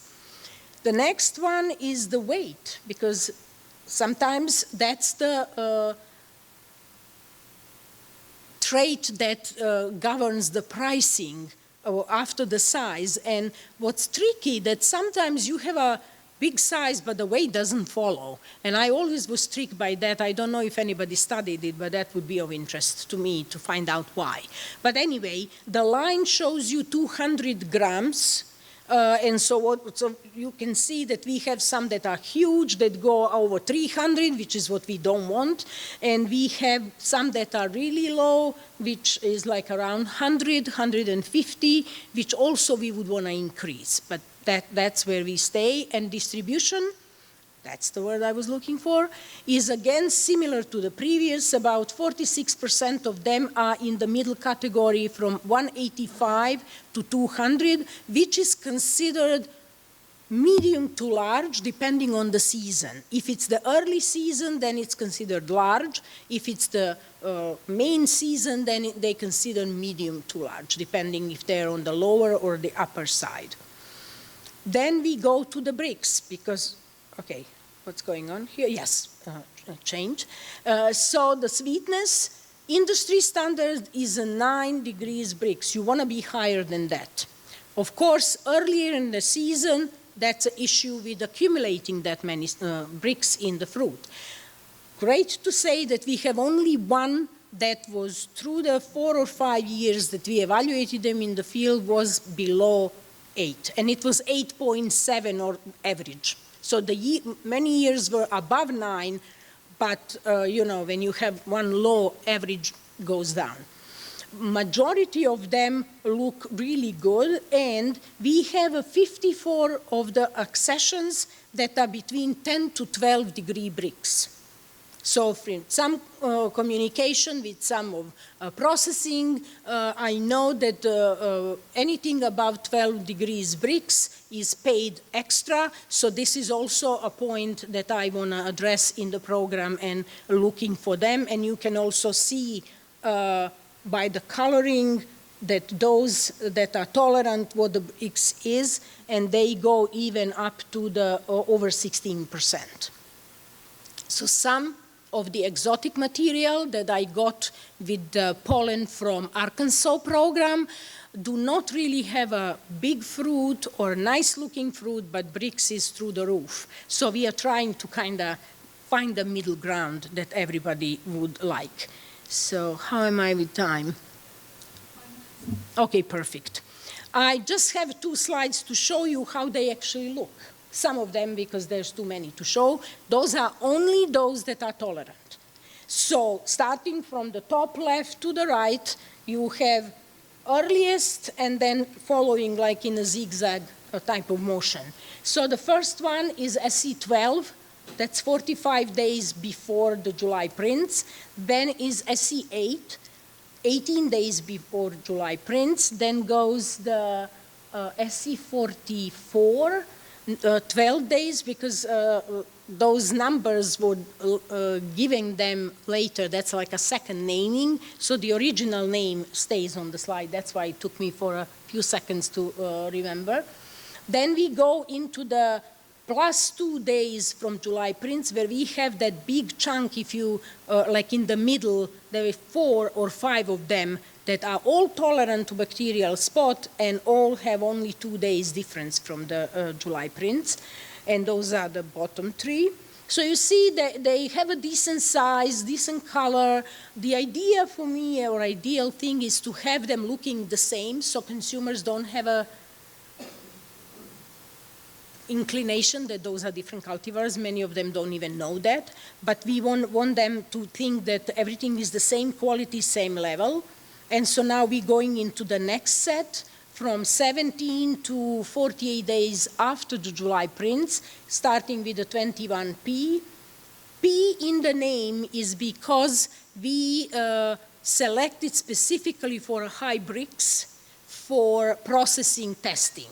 Some of them will not have a greatest size and shape, but some of them will actually have all of it, looks and the taste. And so you see we still can have, in the previous slide, some of them having the pit splits, and so there are some issues that have to be worked on. But this one is 21P, then the 23, 25, 29, and these 3 are basically almost in a day difference, 26 and 27. So I don't know if these will be slides available or anything. I can make it available if anybody wants to have, and have a time and go and check, because I know it's too much. So that's basically what I had. Just to tell you that there is a solution. It's not perfect, of course, because when the year is like last year, what I think my thinking about why the early ones got crammed is because of the timing of the developmental stage. When they were in the right timing for infection, there was a humidity and the bacteria infected, and that's why they were completely messed up.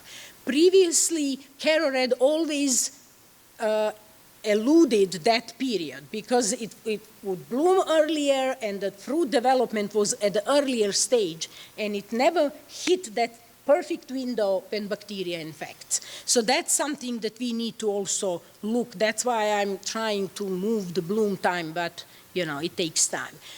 I want to thank all of you for your support, for funding, for any advice, any notification in the field, anything that you observe. It all helps for me in making my decisions. Of course, this is not only my work. I just stand in front of you, but there's an army of people behind this work and data acquisition and your help as well, so I want to thank them too. And thank you for your attention. I'm open for questions. All right, any questions for Dr. Gatzek? Hi, thank you for the presentation, Ksenia. I have a question about you say that you had 47 selections that are in different places in the southeastern yes, U.S. Southeast. Are those are those trees sprayed? Do they have a spray program from the data that you have, or all of those are non-spray in the field? No. They are treated like the regular orchards. So they are within the orchards at the farms where they are planted, like variety trial or at the Titan farm, and in experimental orchards. So they are treated normally like you would normally treat the orchard in the field. Yes. There was no special treatment, with copper or anything, just what normally was applied and in the guide suggested that that's what it is. Hey, Dr. Gasick. Wanted to check on SE 4, 5, and 6. Okay. All of those had really high bricks and decent size. Are any of those to be released, or why would those? What's your thoughts on 4, 5, and 6? So 4 is looking really good. We did not see brown rot, bacterial spot, sorry, my brain goes into the other one as well. So far on it. 5 and 6 we are still looking because I'm gonna have to talk about that with Haha.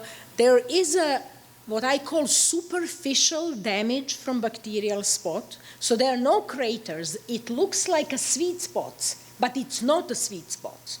And it's mostly on the fruit that has lots of seed spots. So you can kind of mask it, and nobody that doesn't really know would, and I saw some of that. So I want to actually make sure that I'm not selling something that's tolerant and it actually is not. And that's why some delay, but this year is going to be heavy on me evaluating among these 20 that I highlighted, what could be potentially next set of releases and going deeper into the season. Yes. I only saw them in 2024, but those are the 3 that I... Yeah. The ones I saw. Thank you. I mean, all the notes, please send them my way. Any more questions? The 1, 2, and 9, they have the markers, the chromosome that is for resistance. But then you said you move that plant to North Carolina or to Arkansas when it shows susceptibility. So is that a marker for just the race of bacteria that's in Musser? Or is it specific to that? How does that work? That's a great question, and I apologize for not explaining. The marker is not for the pathogen. It's for what genes a plant has. And so none of them are homozygous. So none of them have all resistant, like both resistant genes, because we have only 2 on each region. Each of them has at least one susceptible. And so SE2, unfortunately, has the susceptible on region 6. Remember I said that we learned from the field observations that 6 is most important to have heterozygous. So for example, Clayton is heterozygous, so susceptible and resistant to alleles on the chromosome 1, but has 2 different resistant genes on chromosome 6. And in the field, Dr. Ritchie told me he never saw the damage, me neither.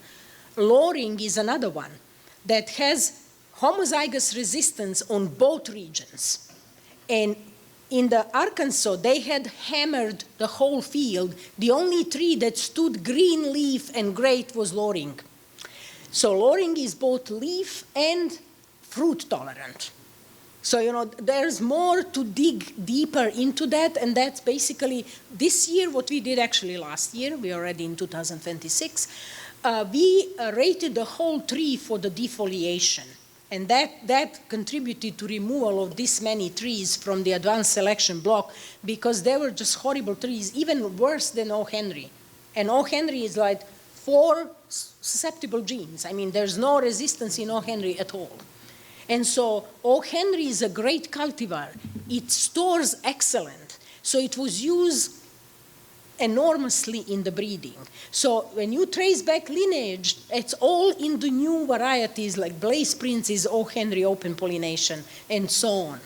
So those are the things that I'm now actually specifically trying to look into to kind of build a picture why something that I expect to be tolerant would be and it shows susceptibility.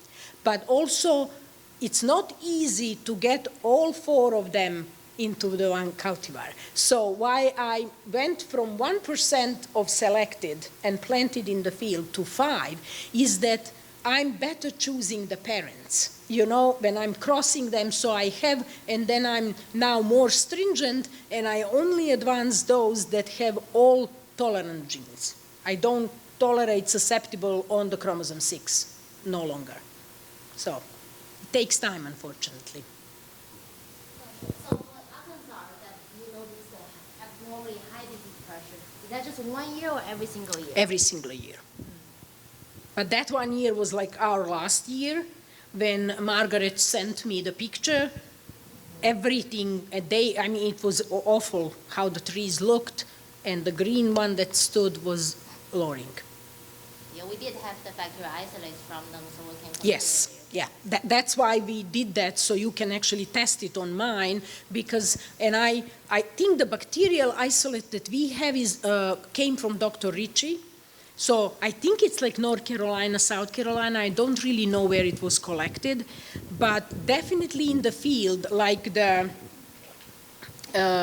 remind me the BY92 P2710. What's the name? Rich Joy. It was always clean at Massa.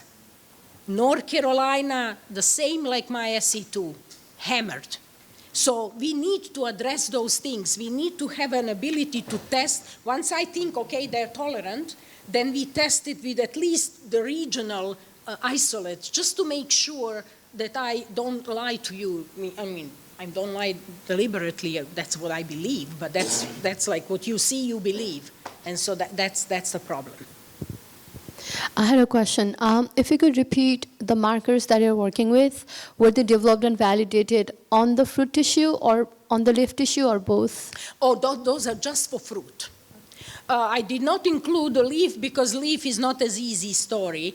We had a luck that for fruit it was simple genetics, 2 major genes, and so it's clear-cut story. And that's why we could develop the CASP type markers. Those are the type of markers when you can run the PCR amplify and see them. And it's really easy, and we decrease the price, and everything's great. With leaves, it's all over the genome.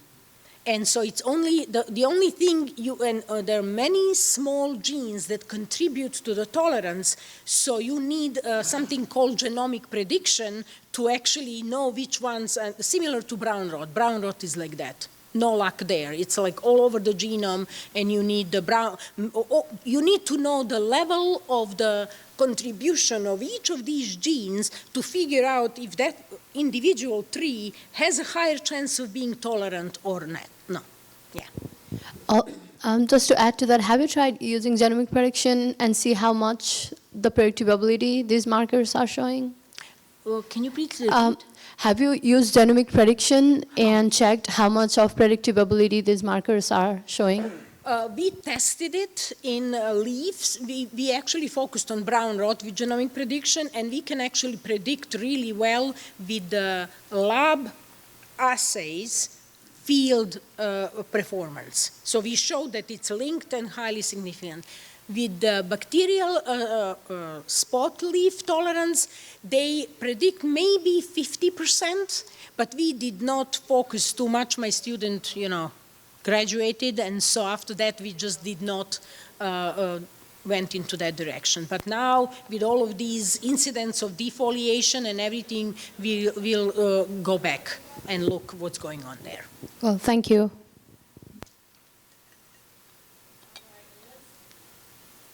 All right, let's thank Dr. Gatzik for her wonderful presentation today. Thank you.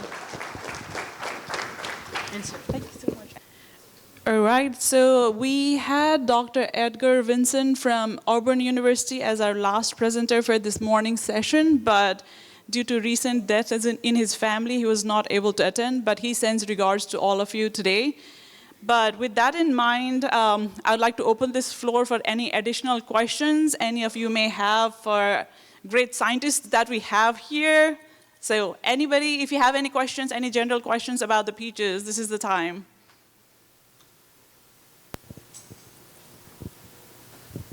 I go to Dr. Wang. We have past winter is pretty warm. Is that kind of related to the like instance accumulated toward last year? The bacterial spot can kind of get worse because the many warmer winter. Yeah, that's a good question. We are actually in the lab developing a model to predict the inoculum, like the weather condition can impact the inoculum level at the beginning of the next growing season. So we are in the middle of developing the model to predict that. Yeah, but yeah, it's not only one like temperature, or it's also like temperature, leaf wetness, and that different factors can contribute to it. Yeah. All right, I see a lot of you are probably hungry and headed towards the lunch, but at the beginning of the program, I handed over this yellow paper for the feedback. If you could get it back to me, if you have already recorded your responses. We also have the feedback in the mobile app that you probably have downloaded already, but you'll also receive a survey at the end of the conference. And just a reminder, we have recorded all the presentations, and those will be provided via email to all of you who have registered for the conference, so it is available. All right, and with that, I'd like to thank all of the speakers who presented today and all of the attendees too. And we will meet after lunch at the same place at 1:30. We have great panel of speakers, so please do come and enjoy the conference. Thank you.